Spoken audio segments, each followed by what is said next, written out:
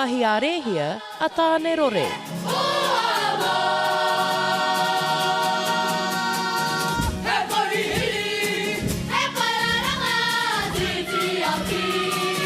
E whakatīnana hia e te kura o Te Waka Unua ki Te Mana Kuratahi.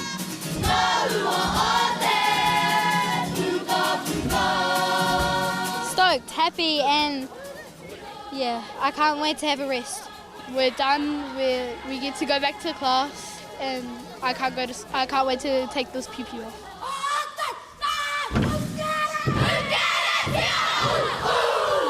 Koinei te rōpū whakamutunga no Waitaha ki te whakataetai.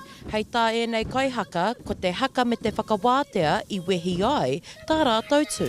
I think it's the haka because the car was there. The whakawātea, because we get to get off the stage and we got good actions. What was your favourite action in the haka? Did you have a favourite freestyle action you did? I te wamari mātawiti. Oh, yeah. Can we have a little show? Yeah. Water. Water? Why the water? Because I like the end of it. Shout out to our keys and Mata Te Whiwhia for teaching us all those waters. Big shout out.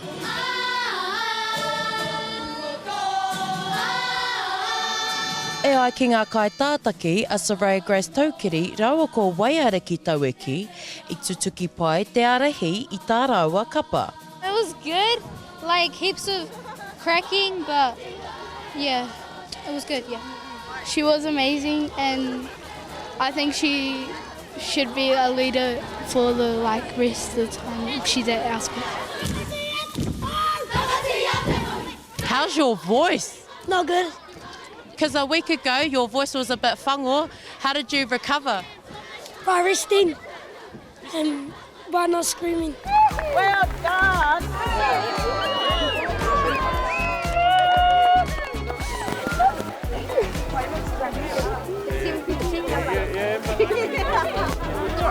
The rest of the groups that haven't performed, yeah, just give it your all. Nice, well done. Ko matura ngā mahi mo Te Waka Unua nā runga I te ihi me te mana. A ko tō tērā ki runga I te rohe o Waitaha ki te atamira o Te Mana Kuratahi. Shakayla Andrews-Alapaki. Tahu!